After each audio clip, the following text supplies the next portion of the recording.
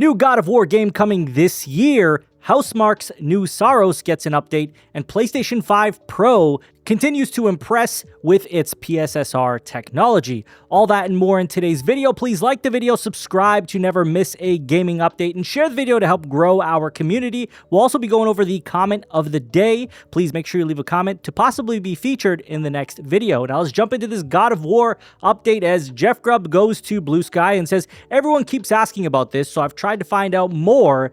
There's still a Greek God of War thing coming out this year, but it's not a remaster collection. It's a new side story project. He goes on to say, I was never told about a remaster collection, but I asked a source about the rumors that I saw were focused on a collection, and they told me that nothing God of War would happen at the State of Play, but something could show up at the anniversary. And sure enough, we got an anniversary update. Obviously not what we wanted it to be. It was a new free Dark Odyssey collection that would drop for God of War Ragnarok. Really nothing too crazy there, not what people expected or wanted, but this talk of a possible God of War game coming this year is pretty interesting, as obviously it being so soon and we haven't even seen it is a pretty big deal. There's also been some speculation and some rumors that say that this is not being created by Sony Santa Monica, but instead being made by another studio. Now, I know some people might be disappointed about the idea of this, first of all, not being done by Sony Santa Monica, but also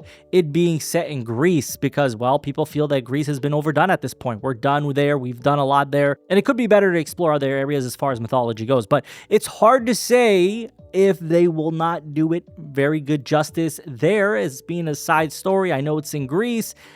I don't want to write it off. That's not something I would want to do, especially being how great this IP is and how every single game that's pretty much ever come out of this IP, for the most part, has been praised and beloved, and people like it, right? God of War is generally known as a very good franchise that has delivered on all the console games, and in the portable games, a little bit on the fence there. I know some people love them and some people did not love them, but nonetheless, it is going to be a console game that comes out, so I would expect that it's going to have the pedigree of a console title. But of course, we don't know that for sure until we see it, but it being in Greece is definitely a point where people will probably have some pushback, but I think if they can really, deliver a concept or a setting or a story point for Kratos that is very interesting, I think it can get people excited. And, even to go further to say this, that if they were to announce it and then reveal that it's coming this year, I think people would be jumping out of their seats for it, because that is not a common thing that we see from PlayStation. For their big games like that,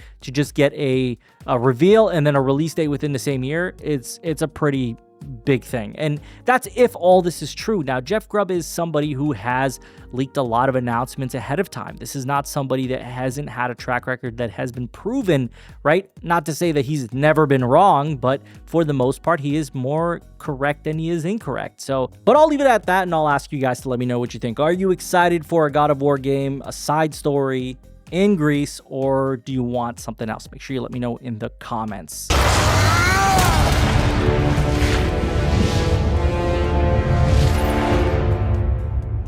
Moving on, we've got another update from Housemarque, and of course, this is all about Saros. So in an interview with Finnish publication Helsingin Sanomat, I want to say that is incorrect, but I'm saying it the best I can, CEO and co-founder Ilari Kutinen has explained that the company's decision to join PlayStation Studios made it possible to develop a big-budget game like Saros. In other words, if they didn't, they wouldn't be able to create this title. Kutinen told the publication that development for the game started in 2022 and that you couldn't have made such investments as an independent studio. So this game has been in development since 2022. We're now in 2025, so that gives us about over 2 years of development time.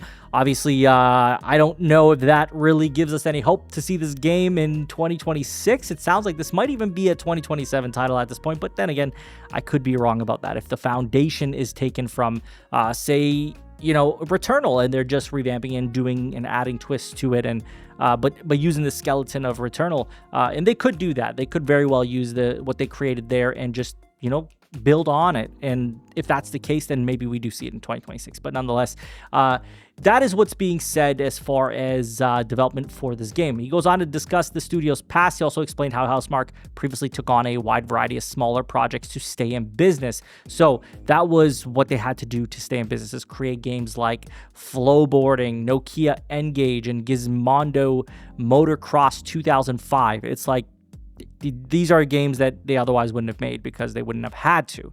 He also says in quotes, "We had the feeling that it was better to try to get into a big family than to stay independent for the next few years. We thought we had to do the deal now. The sale seemed like the best solution for everyone, and this has been a long stretch of life.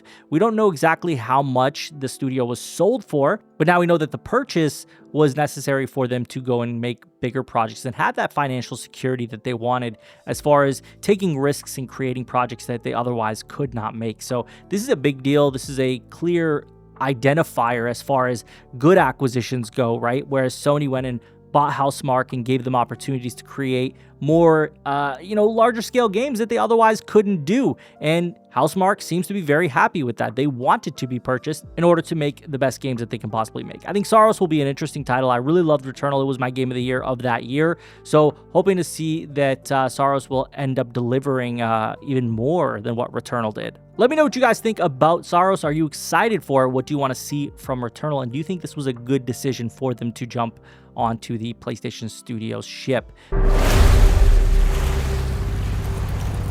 Next, we're talking about the PlayStation 5 Pro PSSR upscaler. Obviously, a lot of drama around this one where some people say, oh, it didn't really do much. It didn't actually make things better.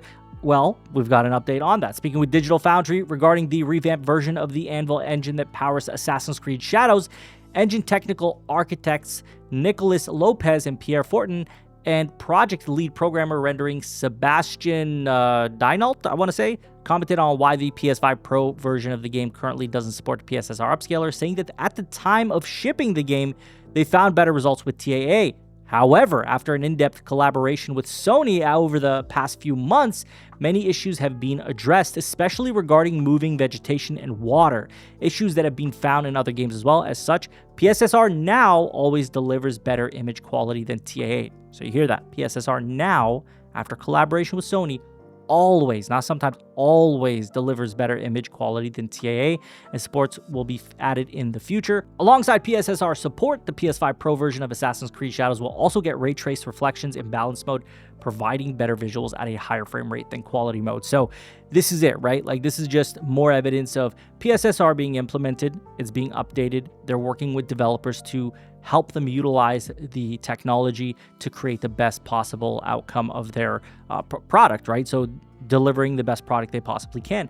And it seems as when they do that, that the results are very good. And hopefully, as they continue to learn more about PSSR and the developers do, and they're able to update the tech, we will see better uses and better implementation. I think truly we're going to notice a big jump, especially with Sony first-party titles. I think Ghost of Yotei will be a great starting point for us to see just what they can do with the PS5 Pro. It's already looking very, very good. If you go look at the PS5 version versus the PS5 Pro version of Assassin's Creed Shadows, that looks like a generational leap. It really does. And I have also played the Assassin's Creed Shadows game on a high-end PC. We're talking about a 5080 and a Ryzen 7 9800X3D. That's like the best setup you can possibly get as far as hardware goes, outside of maybe grabbing the 5090. So this is running full tilt on my PC, and I can tell you right now that without a doubt, it looks better on my PC. Obviously, we're talking about a different set of hardware that is the best you can get as far as PCs go.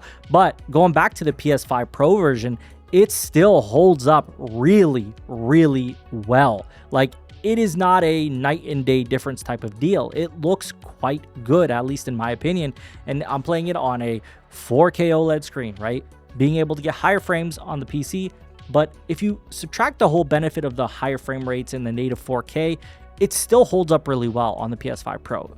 Especially if you take into account the cost of the PS5 Pro versus a PC like that. So I really think the PS5 Pro is a great value It's an excellent piece of hardware, and as they continue to update PSSR and as they start to teach developers how to use that technology and making it more user-friendly for developers, I think we're going to see the results just really blow us away in the near future, and especially with those first-party titles coming up. Let me know what you guys think of the PS5 Pro. Did you buy one? Did you not buy one? And why? Moving on to the comment of the day, unfortunately cannot pronounce this name, so I'm just not even going to butcher it, but they say mag, question mark, siphon filter, question mark, SOCOM, hands up, fire emoji, or Killzone as far as Jason Blundell's new team and what they're working on.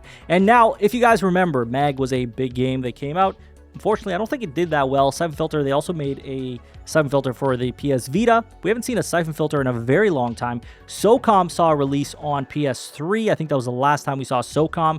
And we also got Killzone on PS4. Now, these 4 titles, while I could see why somebody would be a fan of these titles, I don't know how I personally feel about them going in and dropping into an old IP. If they're going to, I feel like of the 4 of these, SOCOM and Siphon Filter are the most interesting, but I would say SOCOM is the better alternative to these other 3.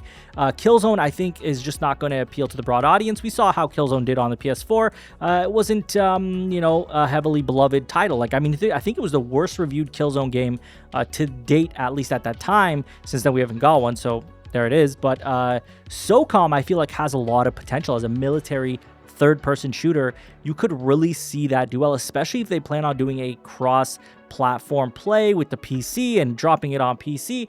I feel like there's a lot of room for this to do really well. I think that maybe, just maybe, they could go ahead and do that, or even just go ahead and make a new IP. I think maybe a new IP would be better. Expectations are not there. It's a clean slate for them to just go ahead and tackle it the way they want to. But then again, taking a beloved IP like SOCOM for the fan base, especially the OGs of the fan base, could benefit them really well. I mean, Siphon Filter definitely, I don't think, has the pull that it did once upon a time. But if any of these have the clout, if we're going to call it that, I feel like SOCOM is the one there. But personally speaking, I'd love to see a new IP instead. But we'll see what happens. It's hard to say. Like, it's so far from now before we see this game, so we can speculate all day, but I'm going to leave it there. Thank you for the comment. As always, guys, leave your comments below to possibly be featured in the next video. Doesn't have to be related to the topics. Could be anything as far as gaming goes, and I'll definitely take a look at it.